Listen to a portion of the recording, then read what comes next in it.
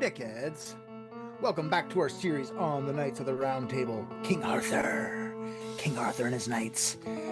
Today, we're actually going to cover a king who was also a knight. We have covered kings in the past, like Arthur in the original episode. 51, I believe, of the Private Dicks proper. Go back and listen to that first if you want. But we also did an episode on King Excalibur, the Saracen king. So this isn't even our first king, it's our third king. Today we're covering King Badgemagus, king of the magical land of Gore. He was uncle to Meliant, who we did last episode. Not only was Badgemagus a king, but a knight of the round. He was the oldest of the round table to join the ranks at the age of 50. We'll talk about that and all sorts of other things very soon. But first of all, like I always say in these episodes, if this is your first episode of my series on the Knights of the Round Table, you're probably better off going back and starting from the King Arthur episode and listening to the rest of these in order. This is 17. There's 16 prior to these. Some of them are 10 minutes long, some of them are half an hour. They're not super long. Go back and listen. And the only reason I tell you it's probably a good idea, it's not like they all connect, but they all connect in a way. We're in the Studilian cycle, you know, or the Vulgate cycle. We're into the Studilian cycle of the Arthur legend, and I'm making up stories to add flavor to these old stories. And I'm only doing it in hopes that at least one of these stories that I make up makes it into the canon somehow, into future tellings of these stories. Like someone listened to this for their podcast and they add it to theirs. That would make my day. That would make me so happy. And then eventually, just like the Studilian cycle, just adds to the King Arthur lore. And I'm not adding crazy things. Some of them are pretty crazy. Some of them are just little white lies. Big deal. It's a lie. But I'm not going to tell you what I'm telling you about. Okay? I'm just basically going to do it. And I'll tell you the next episode what lie I told this episode. And since I told a lie last episode, I will tell you about the last one from Sir Meliant. Now, during that episode, I told you the story about Meliant almost dying from Gawain killing him in the tournament for Obi's hand in marriage. That was true. Then I told you how Gawain, instead of killing Meliant at the end of the battle, he shows mercy and takes him kind of like a slave, I guess, gives him to Obolot, and that's Obi's little sister, which was also true. But I also told you that Obolot treated Meliant like a slave, which was a lie, I guess. He did give Meliant to Obolot, but I'm not sure what she did with him. The story's a little bit murky around that time. Meliant's timeline goes from like Gawain showing mercy to giving him to Obolot, and then it just skips to kind of Meliant befriending his childhood steward, Tybod, who's Obi and Obolot's father, and then getting released so he can go back to Gore. No specifics on why Obolot got him as a prisoner, except that I know Obolot loved him, so maybe it was like a boyfriend slave thing. That's why I lied. Either way, I like my story better, so hopefully that makes it into the canon of this. So now, without further ado, let's dig into the King of Gore, Uncle to Meliant, and the Knight of the Round Table, King Badgemagus. An elite team of private detectives. What if balloons are aliens? Maybe that's the key component we're missing. Cover-ups. John's guilty. Mysteries that need to be solved. Maybe Mormons need mountains. Richard, shut up. When I hear that name, Badgemagus, I think of the old PlayStation 1 classic game, Brigandine, Legend of Forestna. Now, I don't know if you guys are into RPGs. This one's a tactical RPG. Beautiful game. So good. And Badgemagus was one of the bad guys, and he was one of the more powerful knights in the game. He was fun to play against. So if you're interested in those tactical RPGs, and you've never heard of Brigandine, go check out the PS1 one first. They did release a second one on Switch, which wasn't as good. But that's okay. You can find it on ROMs everywhere if you really want to go play it. Brigandine. Now, Badgemagus, King of Gore. And it was, in Arthurian stuff, almost impossible to find anything about Badgemagus' childhood. I did find out a bit about his lineage. I know that his dad was a guy named Taddus. Is there any stories about Taddus out there? No. Just that he was the father of Badgemagus. I know that Badgemagus had two brothers, Tarsan and Donadix. Donadix is a terrible name. I think it's Donadix. whatever it is, Donna Dix. It's done en français, means gives, done. So to me, I just keep hearing Donna Dix, like sounds like he's giving some dick. It's not a great name. It's not what you'd want in this time. Maybe back then it was a powerful name, but whatever. Now, is there any significant stories about Tarzan or Donna Dix? Not really. I just saw Donna Dix was ally with King Arthur. Not much else about him. And not much info on Tarzan either. The only thing I found out about him was that he died in Arthur's service.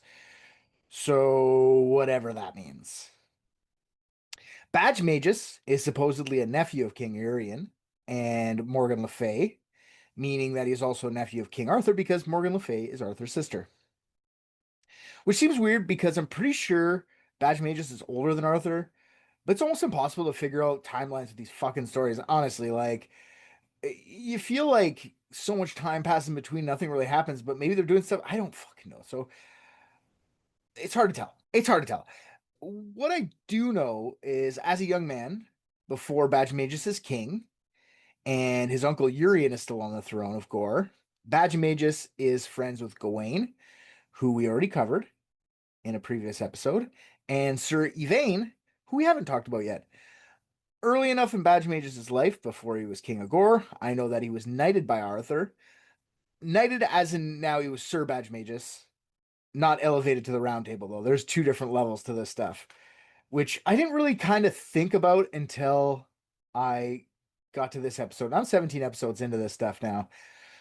So there's different levels of being a knight in Arthur's kingdom in Camelot. One of them you're a knight of the round table. The other one you're just like, I don't know, a rich guy, I guess. I guess that's how that works. I don't really know. But he wasn't elevated to the round table. He did. There is a point where it says he had an opportunity to join the round table or an opening, like an opened up, a space opened up. But it Badgemagus was passed over for a guy named Sir Tor, a knight, Sir Tor, and he's elevated instead. And this pisses Badgemagus off. And in a huff, he leaves Camelot to prove himself as worthy of being a knight of the round. When Badgemagus leaves Camelot, he and his squire out in the woods.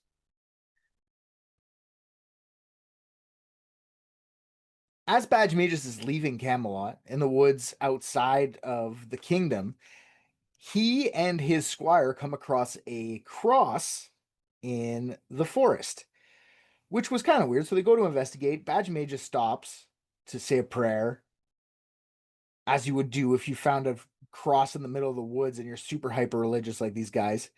And the squire's kind of looking at the cross, and he noticed that there is what they call a prediction written on the cross, meaning it's just something written on the cross. Why is it a prediction? But I guess it's a prediction if you really see what it says. It says that the future king of Gore would not return to the court in Camelot until he had It said that the future king of Gore would not return to court in Camelot until he had a hand-to-hand fight and win against the Knight of the Round Table. And the squire was like really pumped about this, but Badgemagus didn't really like this. It irked him a bit because he didn't want to fight anyone, especially Knight of the Round. He wanted to become one of them. He wanted to be their friends. Maybe he'd fight Tor. Tor took his spot, so fuck Tor. But maybe everybody else. So he decides that he's going to quest on his own to show his worthiness in another way. Fuck this prophecy. Prophecy be damned. And Badgemagus goes out and completes many missions. Most are unnamed missions. They just say he's out missioning or questing, I guess. But I'm sure they're all valiant, worthwhile. It's just Badgemagus wasn't a huge figure in Arthurian tales. One of the missions that was mentioned, though, is where he goes to find Merlin. We haven't gotten into Merlin's full story yet, but we will. I promise you I will do a Merlin episode before this is all done. Since I haven't gone to his story, I'm going to do a little spoiler here. Spoiler alert. And I'm sorry I spoiled Arthurian legend. It's only been around for like 600 years, 800 years. Okay, I'm sorry. I'm spoiling this for you, okay? But Merlin ends up imprisoned by magic inside of a magic rock near the end of his life. And there's a point where no one really knows where Merlin is.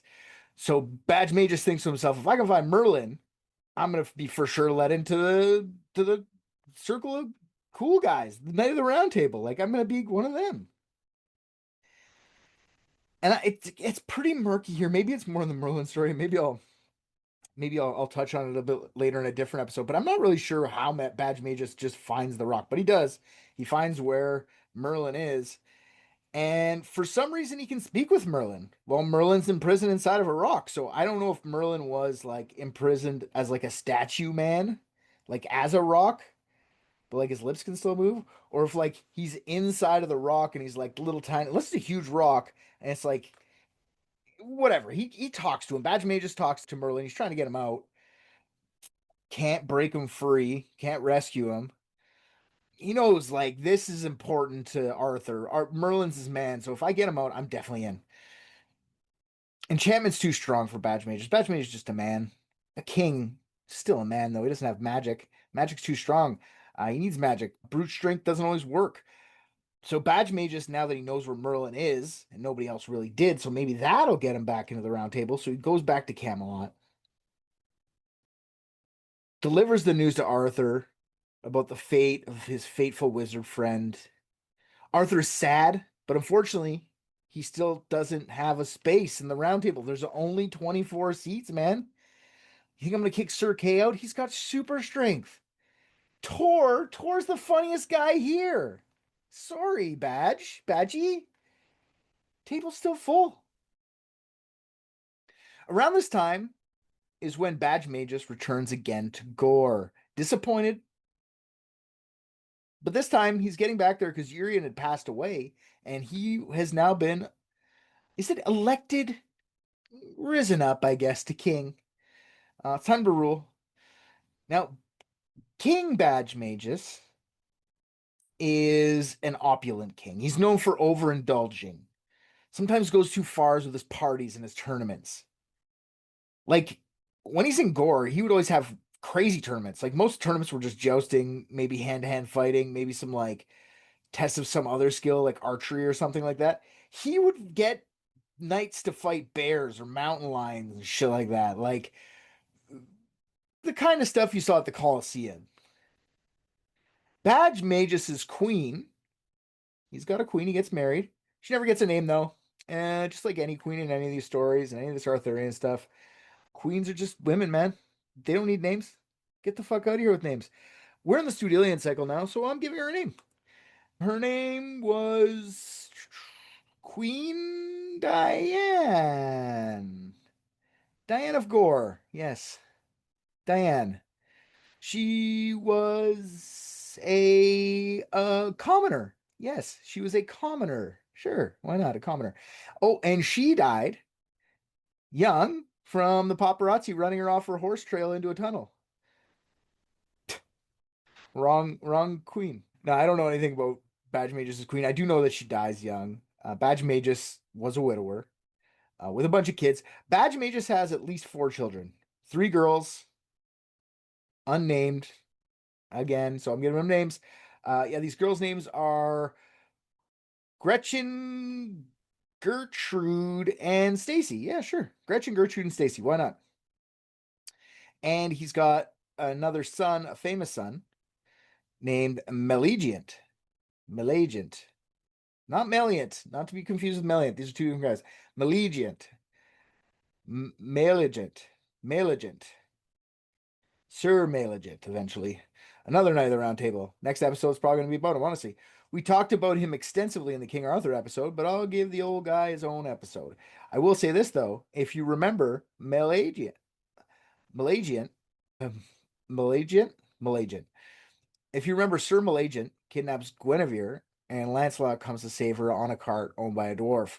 Maleagant brings her to Gore, and that's where Lancelot follows. Gore, as I mentioned up top, is the kingdom that Badgemagus is king of. And I know I said this in the last episode. I think it needs to be mentioned again. But the King of Gore is a fucking badass title. I am the King of Gore. It's so good. It's probably what Eli Roth calls himself. I am the King of Gore. Let's make another Hostel movie.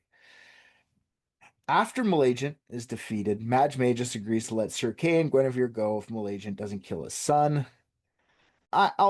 that stuff was all mentioned in the episode before. You don't need to hear it all again. But let's talk about Gore for a second. We talked about it in the last episode a little bit, but with the underwater bridge, but it's often referred to as the land from which no stranger returns. And it neighbors King Arthur's kingdom of Logres to the north and is separated by a raging river. There is a couple bridges crossing the raging river. One of them goes under the underwater bridge that we talked about, and I talked about briefly the sword bridge, another bridge that crosses. And the sword bridge is made of swords and cuts you as you cross. Pretty fancy stuff. Somebody got a bunch of swords and said, let's make this as dangerous as possible. We're going to gore. You must bleed. When Lancelot crosses the narrow sword bridge, he cuts his hands up real good. I don't think I mentioned that in the King Arthur episode, but yeah, he gets cut up pretty good. Now, does the dwarf drop him off just before the bridge, or does the dwarf take the cart over the bridge? I don't know. It's unclear. A lot of this Arthurian stuff is unclear. So I'm just gonna say, yeah, he crossed the cart over the sword bridge. It's narrow, but he's a dwarf. So whatever a dwarf has is probably narrow anyway. His cart for the dwarf is probably a normal size, but for a normal man, it's a narrow cart. And I shouldn't say normal, a normal sized man. Before Lancelot and the dwarf now, no one had ever crossed the sword bridge without dying, so you need blood to come to Gore. I love it. Gore's kind of a scary place, if you ask me. I like it though. It sounds good. Arthur hears about Badgemagus' many tournaments, and he invites the King of Gore to come participate in one of his. Guinevere calls Lancelot to come and pretend to be someone from Gore to compete. It was a jousting tournament. So I don't really understand why the Lancelot comes to pretend to be someone from Gore to compete. I think King Arthur maybe said it's all for Gorians, or maybe there wasn't enough Lancelot or Camelotians, or there was too many Camelotians, not enough Gorians. So to make more people be able to participate, they're being nice about it. I don't know why Lancelot has to pretend to be someone from Gore, but it was a jousting tournament. It wasn't one of the crazy fucking Gore tournaments where you got to fight a fucking eagle. It's a weird fight. Imagine fighting an eagle. Just takes all day. Like, come on, get down. And the eagle just sits perched all day, just gonna shoot arrows at it until you get it. Weird fight. But it was a jousting tournament, and Lancelot, pretending to be a Gorian, fights a knight named Sir Ganor. The fight is long, very exciting. About 5 or 6 runs past with the lances. Everyone's getting their own hits in. It's a really close match. Lancelot was really good at jousting. He's really good at most fighting. We haven't really talked fully about Lancelot, but we will. But Lancelot ends up winning this fight, this joust, just catching him under the head, right in the neck area, and just to try and knock him off. He hit him already everywhere else on his bottom. He got both shoulders, straight in the chest shot, and Ganor didn't fall off the horse. Ganor was pretty good with the horse, so we got him. Let's surprise him by getting him in the head. The head itself, when you're jousting, going for the face, is illegal, but anywhere like below the neck and down is thing. But Lancelot thought if he got him right in the top of the chest, he could knock him off. But he gets him in the neck and accidentally kills Ganor. Lancelot feels bad about it, but that's what it was like back then. It puts down on the whole tournament, though. Everyone's kind of bummed out about it. Ganor dying, sad. Haven't done an episode about him. Maybe I will. It also has the unintended effect that actually works in Badgemagus' favor. This opens up a spot in the round table, finally.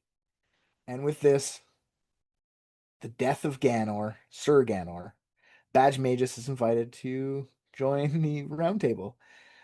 At the age of 50, making him the oldest knight to be elevated to the round table.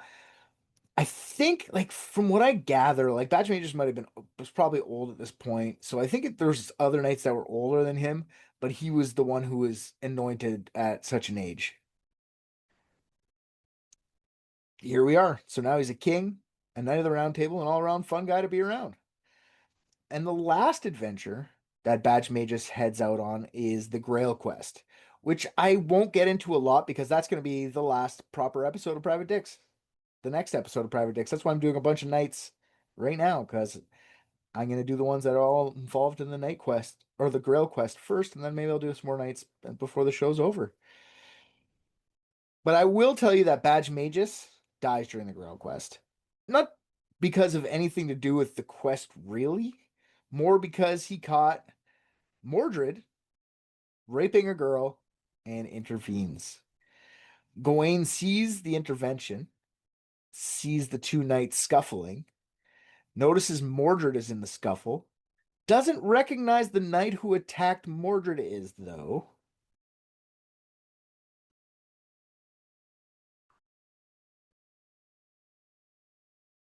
And Gawain goes to defend his fellow Knight of the Round Table, Mordred. He didn't see the rape part, he just saw the scuffle, and he kills the mysterious knight.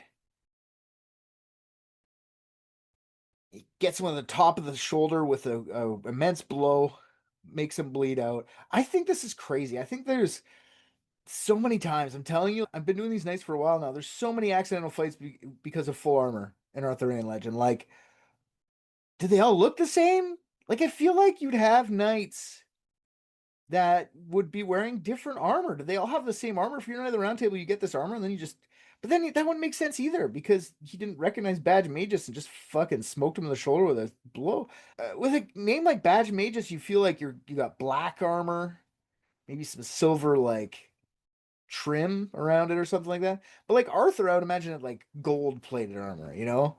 Or Sir Lancelot would be like armor with a six pack, you know? Like I don't know. I don't feel like they'd all be the same. They'd be rich. They'd be the celebrities. They'd be getting whatever kind of armor they felt like. Even the helmets. Even if the armor, the plate itself, but like the part that flips up on a full, you feel like everyone would have their own different look. You know what I mean? Like I am Sir Kay, the bear man. He just has like a bear face or something facsimile to a bear. I don't know. But anyways, there's so many people oopsie daisy killed. Like whoops, oops. I know you're my friend. So yeah, Gawain fucking smokes Badgemagus. Badgemagus. Gawain rips off the the mask, the helmet to see who's under there, and it's Badgemagus. It's not like the old man from Scooby Doo. If it wasn't for you kids, I'd be still alive today. If it wasn't for you, Gawain. No, it's Badgemagus, and Gawain was friends, like I said, with him as a young man. Like I said, and Gawain was shattered from killing his old friend, and the last words King Badgemagus speaks is a message of forgiveness for his old friend, and then he dies. Isn't that nice? I'm I forgive you for killing me. Not stop Mordred. He was raping that girl, but like I forgive you. Which maybe he said that first. I don't know the whole thing with that. But yeah, that's Badgemagus. Badgemagus is on the Knight's Quest. I'm sure we're gonna talk about him or the Holy Grail. Quest for the Holy Grail. So I'm sure we'll talk about him a little bit more during that episode, but that's the little bit of him. The King of Gore. You must bleed to speak with me. The knight who felt like he should have been a knight a lot sooner, had to prove himself a lot harder. A man from Gore, not a native man to England. So I feel like that's I don't what's the underlying story here? If you don't give up, I guess, or like let your friends rape peasants. I don't fucking know what's going on. I don't know what the moral of these stories is, but I want to tell you is that the one thing I took from the Badgemagus story that's going to stick with me for a while is the King of Gore. I require blood, which I like. I think that's fun. And King Badgemagus has a name that's badass that sounds like it should be a guy covered in blood. So, yeah, that's him. We'll be back in another couple weeks. Like I said, Private Dicks is ending. And I want to end it with Quest for the Holy Grail on episode 99. Then we're going to do a special episode 100 and shut her down. But in between, I'm going to keep doing Knights of the Round Table episodes. I hope you guys are enjoying these. Once I get sick of doing those, the show will be done, packed up for good. But don't worry, we'll talk more about that as the time comes. But for now, for the next couple weeks, expect Knights, because I'm going to do all the Knights that were involved in the quest so that we can get through the quest without having to go do too much backstory. If you like the content that you got, I still really want you to give me 5 stars. I really want that to happen. I would like that. Leave some comments wherever you can leave comments. Each episode of Spotify you can. You can go see the people that give me shit, and I've been giving them shit back. Nobody really replies to me, but you'll see. We're on YouTube where you can see me comment on there too if you want to get a hold of me. Private Dicks Detective Agency at gmail.com. And thanks a lot for your time, you dickheads. We'll see you soon. Peace. I just watched Private Dicks and I think RJ is the funniest. What? Come on.